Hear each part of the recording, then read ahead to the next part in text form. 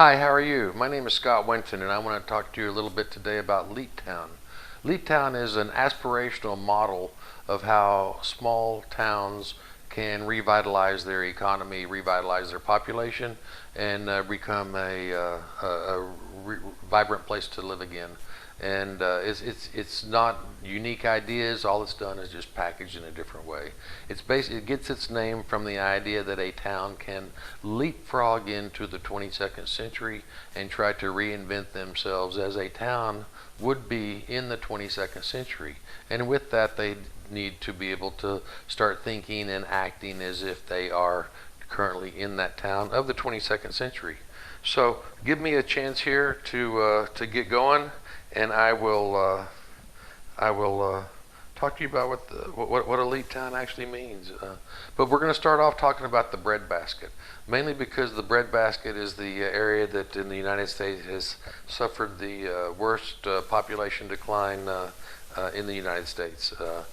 Also, for those of you that don't know, almost 50% of the counties in the United States have lost population in the last since 1950. And so the bulk of that loss has been in the breadbasket area. Texas is not unique. There's been 79 counties that have less population than they did in 1950. I've also identified 356 declining places that have been losing population. Why is that? Well, as we talked about, the breadbasket is agriculture. And so agriculture has been losing employment for decades and decades. And you can see in the early 1900, we probably had close to 12 million people employed in agriculture, and now it's less than 3 million. Also, you can see manufacturing has been declining since the 1970s with consolidations, with the moving of jobs offshore to other areas. The rural areas have been hit with the globalization of manufacturing. And of course, as agriculture has gone, it just takes fewer people to farm a farm now, and that huge areas can be farmed with very few people due to mechanization. Railroads helped form the towns in Texas, and of course, agriculture helped sustain them. But you can see now that Texas railroads, we have about 30% fewer miles of rails in Texas than we did in the 1930s. It takes fewer people to run a train also. And so, this article basically told us that in 1950, 7 million people were employed in agriculture. Now there's 3.4 million, and 1.4 million were employed in railroads. Now there's 254,000. So also, it takes fewer people to run utility companies and telephone companies and things like that due to mechanization. And of course, nowadays it's even considerably more advanced than probably any of us ever did imagine. And of course, y'all probably also remember going to the department store, and the clerk would put your money in a tube, and the money would come back, your change would come back with the receipt. And so it takes fewer people to run a store now too. So what that ends up meaning is that we're left with a rural area that basically ends up having higher rates of poverty. Texas is not unique to that. We have a 18.1% average poverty rate in Texas in the rural areas. There's some towns that have as much as 30 to 40% of their population living below the poverty line. And so it's really difficult. There's also substandard housing. I've visited some of these towns where the newest house was built in the 1960s. So it certainly doesn't have the energy efficient features that modern houses have, and it typically is not going to be laid out in a way that the occupants can deal with it, because they're more than likely older people and have maybe mobility issues that could certainly be improved if they had a more modern house. And the other thing that happens is the graduating classes just keep getting smaller and smaller and smaller. And these towns have some of them have some of the most beautiful downtowns. A lot of them are courthouses with beautiful courthouses sprinkled all over Texas, and a lot of them are in these declining towns. And these towns have beautiful downtowns too, with architecturally significant brick buildings that should be preserved. And these towns have some of the best people in the world. This is the resilient population. These are the people that help make up the backbone of Texas, I think, and I think they also help represent the spirit of Texas.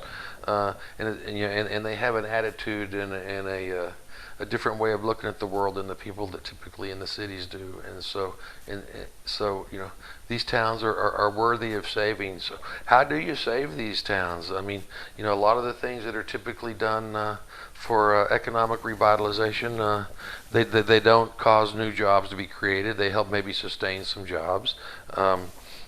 They might fix up some downtowns, but you still end up with some vacant buildings. They might end up getting a new hotel built or a new trucking facility built that might make a little blip on the tax base. For the county or for the city, but it's just very difficult to really make an effective change in the community. And I'm convinced that what it takes is it takes an alternative way of looking at the economic revitalization of these small towns. It takes a willingness for the town to be willing to transform itself and to recognize that to do that it has to look at the world differently. It has to look at the town itself differently, and they have to look at themselves differently as well.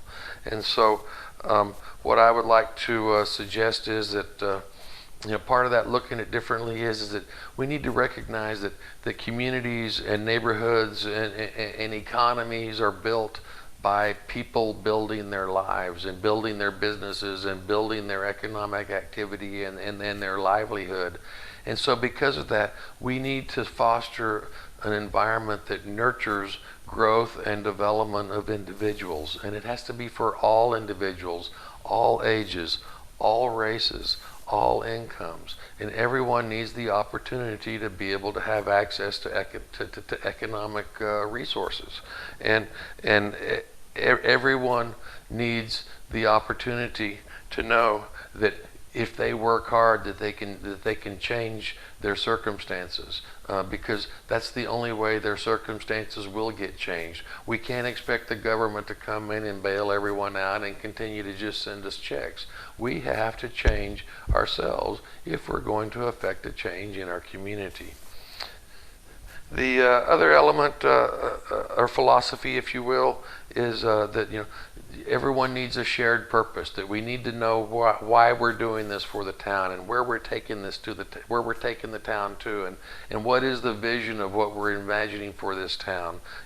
And we need to figure out how that vision is going to reflect the values of the community, but also we need to figure out how the people that are in the community that are wanting to transform their lives, how that transformation can take place within the town, and their personal transformations will help transform the town. And so we can end up with a shared purpose where the purposes of the individuals can be melded with the purposes of the community, so that we can turn the community into the kind of place that you guys want it to be.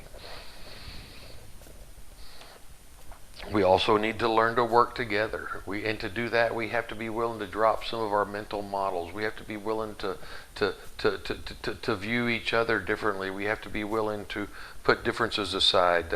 We have to learn how to listen effectively.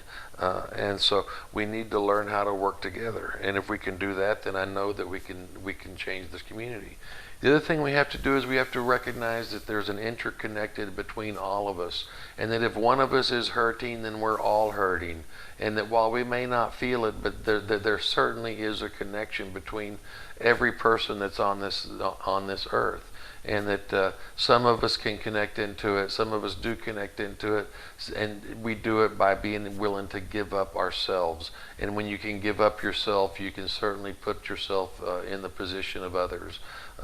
And so part of that represents an ethic, if you will, that we learn to care for others, we learn to care for people. We also learn to care for the earth and to care for the planet.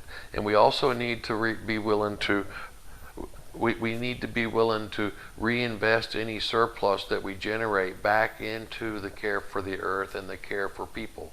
And that's how we're going to cultivate change within our community.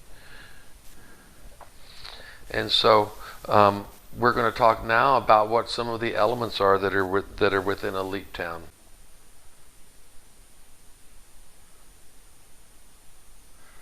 Okay, hierarchy of open space means that there is a certain amount of open space a variety of open space types and sizes. One of them is the open space that would surround the community, and which basically means that there's the town will have an edge, and there will be a demarcation between the town and nature, and within that area. There would be no development. And one of the reasons for this is because the town has to have a finite edge, because that's how you can most cost effectively provide the kind of urban services that people typically require. And what happens is you might have the ranch or the farm get cut up into smaller parcels, and then some of those parcels get cut up into smaller parcels, and you end up with the worst kind of possible sprawl that you can have, that ends up being almost unaffordable for the municipalities to be able to provide the services that it requires, whether it be the municipality or the county also. And so, this town is a good example of where it has a defined edge, and you can kind of see it right around there. And if you look at it from a larger perspective, then that area that is surrounding the town would be left as a rural area, and that's where perhaps their food would be grown. That's also where there could be outdoor recreational activities, and people could go out and have a sense of nature. Also within the town would be a variety of open space types, which include maybe trails and walkways, playgrounds, recreational facilities, ball fields, soccer, baseball, that type of thing. And then also places just for public gatherings, little concerts, town squares, park areas, that type of thing. And then of course also some natural areas as well. Another element of a leak town is that they will preserve and fill in the grid. And so, there's a reason why most towns are grids. It's because we spent a long time as humans learning how to build our cities, and we learned that the grid was the most effective way to be able to offer transportation choices, not only for the types of transportation, but also the routes that you can go to. And so, we have small towns that are grids, we have larger towns that are grids, and anything that was platted probably before 1930 is going to be laid out on the basis of a grid. So you want to preserve that grid because it does make sense. It's one of those things that we spent a long time developing, and then we just started throwing it away probably less than 100 years ago. And so you can see that some people have done some really neat things with their grid. And so in some of these towns, the streets, some streets have never been paved. Some streets, were paved 50, 60 years ago and are now failing. And so one of the things you want to do with that grid of streets is most of them only really need more than about 20 feet to be able to provide the access that the adjoining land uses need.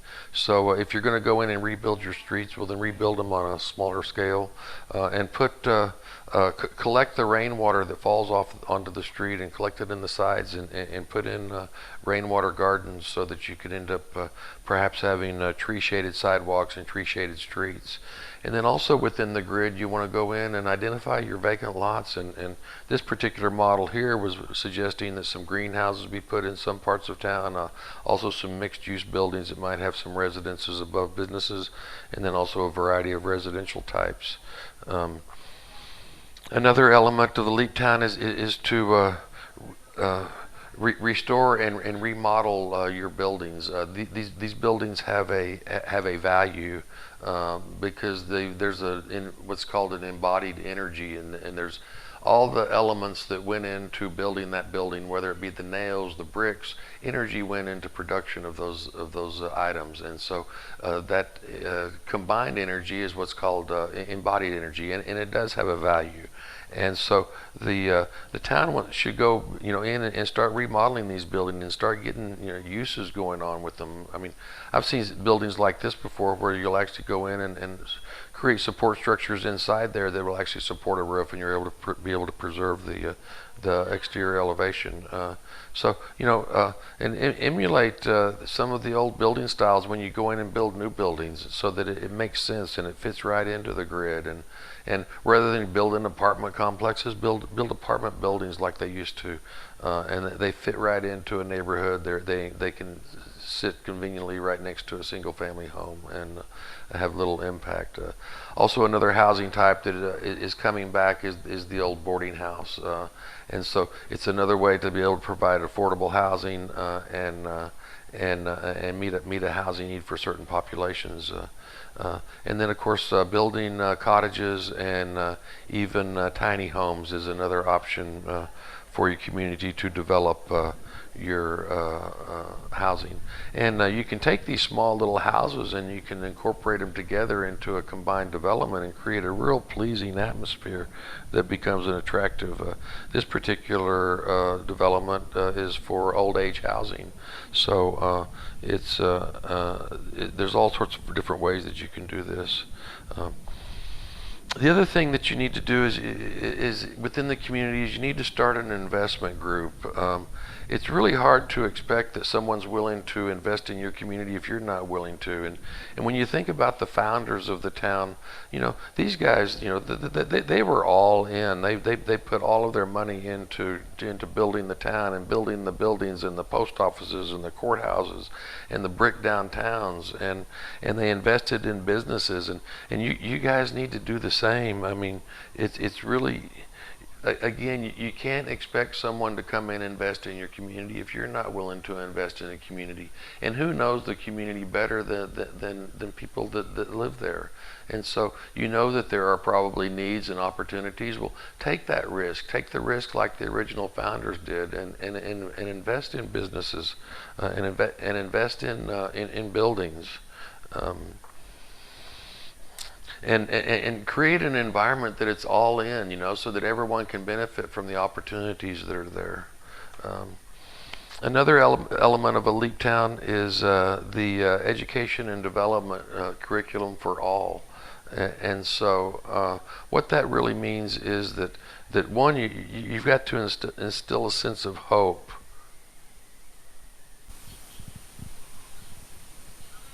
Hope has been identified to have three components.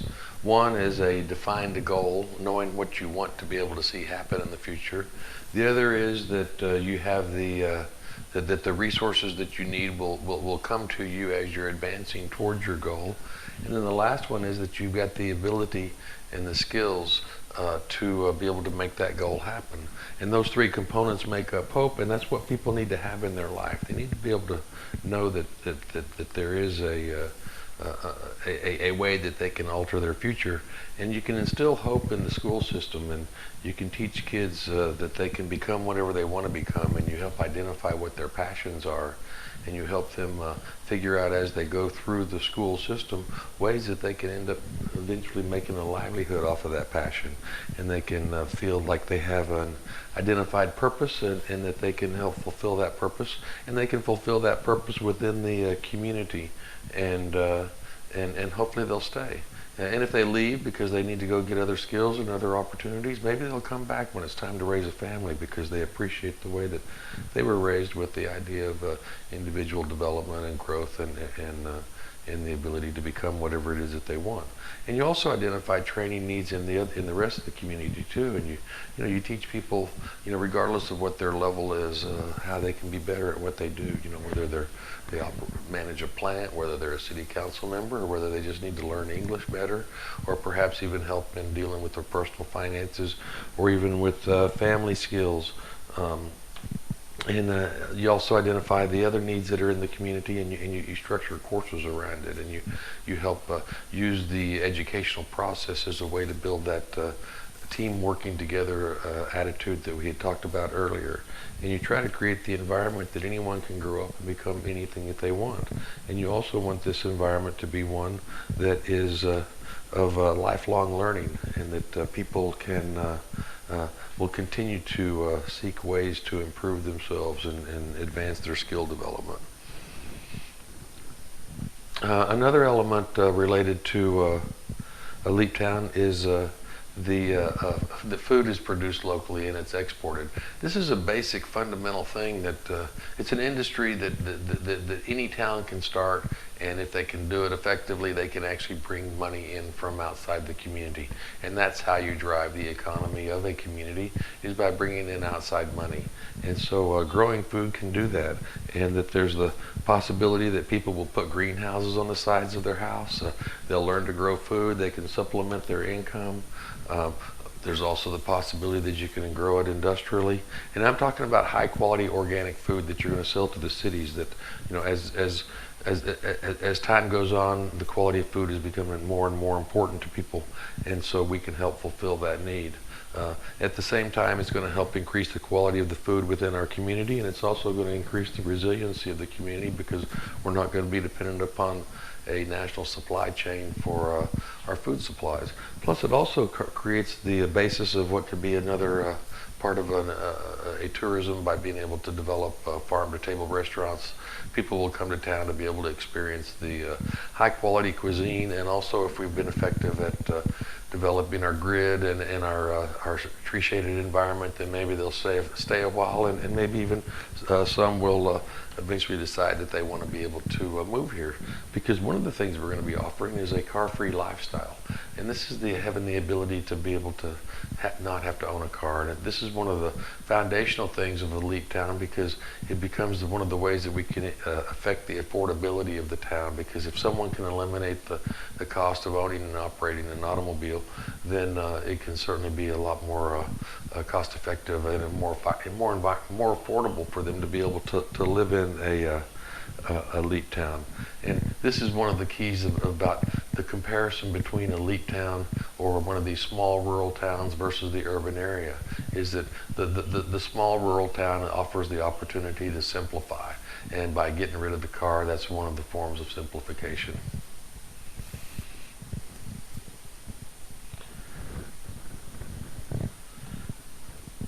So you want to create an environment that's walkable, and so that people would use walking for their daily needs.